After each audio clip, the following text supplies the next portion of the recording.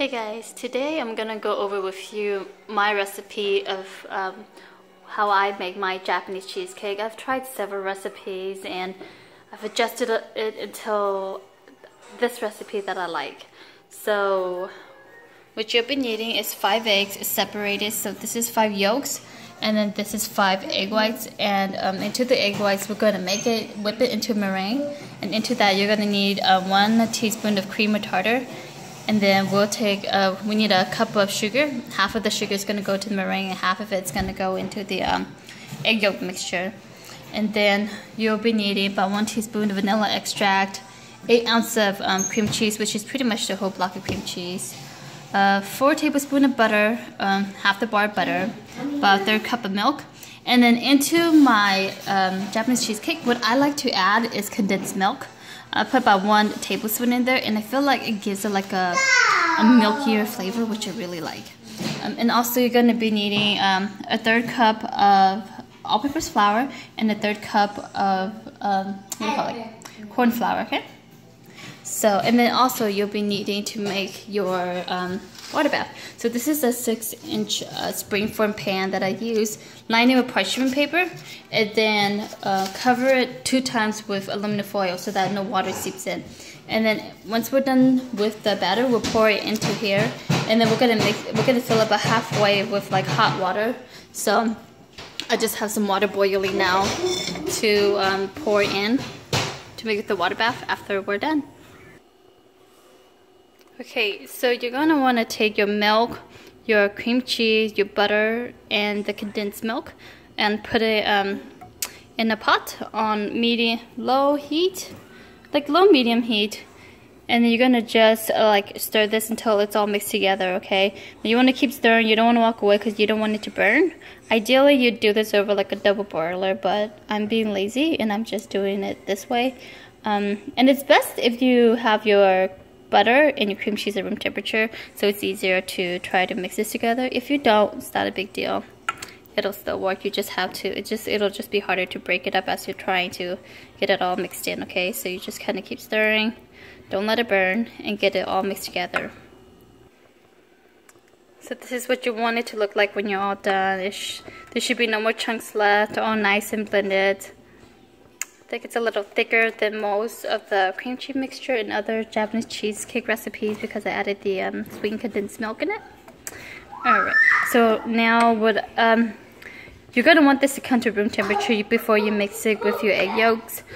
What I do is I stick it into the freezer while I'm making my meringue. Forgot to mention, preheat your oven to 325 degrees while we're getting everything else ready. Okay, so now let's whip our egg whites into a meringue. So that's your egg white. Let's put it in. Oh shoot, I don't even have it on right now. Sorry. I have the kids and I always have to unplug my mixer. That's too high. Alright.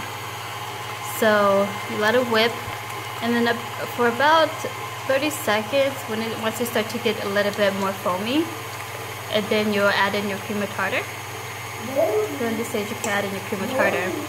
And then slowly we're going to add about half the cup of sugar. And then the other half is going to go into the egg yolk mixture. So you just slowly add this in as it's whipping. And then we're just going to let this whip until it's stiff peaks. So as it's going, just add a little bit more sugar until you add about half of this in, okay?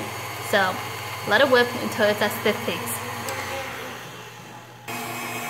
Alright, as that's whipping, let's start doing the yolks. So the cream cheese is going to cool down now. So you don't want the cream cheese mixture to be too hot because you don't want it to cook the yolks. So mix the yolks. And then into that add the other half of the sugar.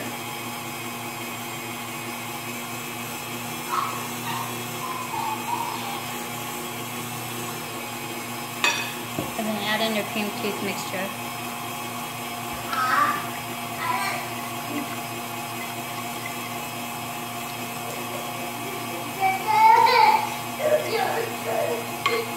Okay. And then you just stir this and mix it all together. Ivan, leave your brother alone. Sorry. That's always to have my kids in the background. They're always fighting with each other. Always fighting. Kids. So, there you go. That's all mixed together. And into that, you could add your vanilla extract, about a teaspoon. I just kind of always fill it out. There you go. And then now, this, I have my all-purpose flour and my cornstarch in here, so about a 1/3 cup of each. Put it into the shifter, and you just shift it in.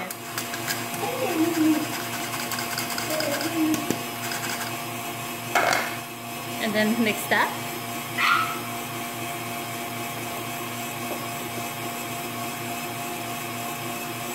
Alright.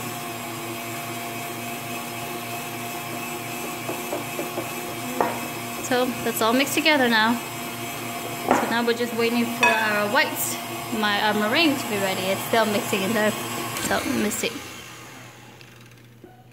Let's see if this is a stiff peaks yet. Looks like it is, so. Oh no, that's still kind of loose. You see how the peak is not standing straight up. It's kind of bent like that. It's not ready yet, so we gotta let it whip longer than that.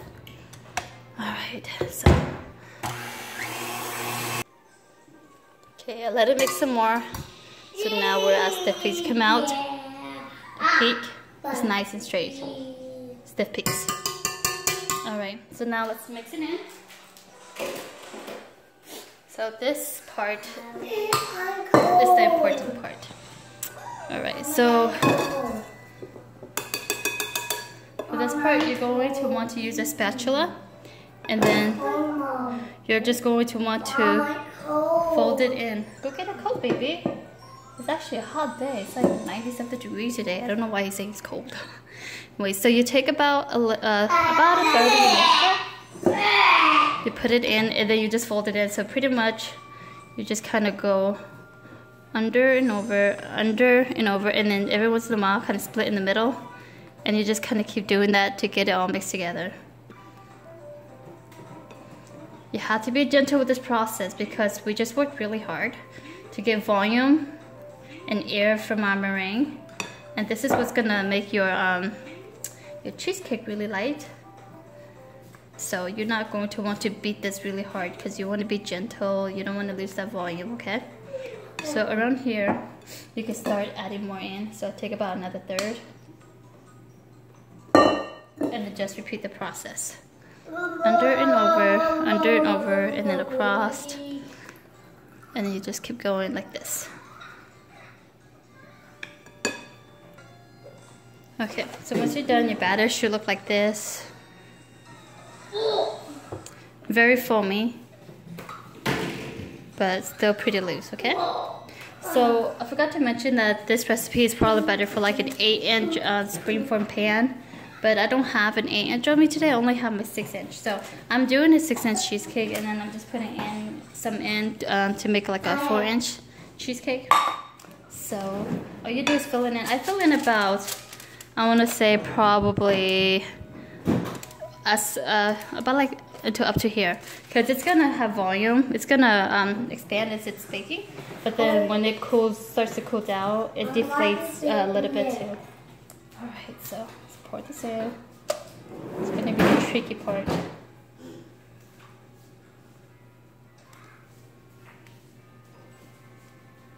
So probably gonna stop about right there. Try not to make a big mess. Okay.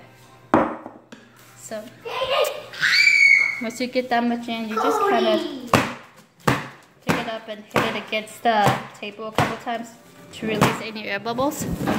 I'm just gonna pour the rest into this little one. Let's make a little one also. I don't want to waste any of the batter.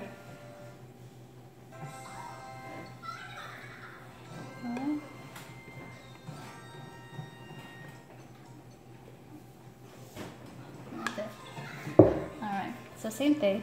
I'm gonna hit it a couple of times. All right, now so let me show you how to make the water bath. You take like a bigger pan, you put your bowls in, and then you just add some hot water. You could just take hot water from the sink, but I boiled some hot water. Give me a second. Honey, can you turn that off, please? Just a little bit.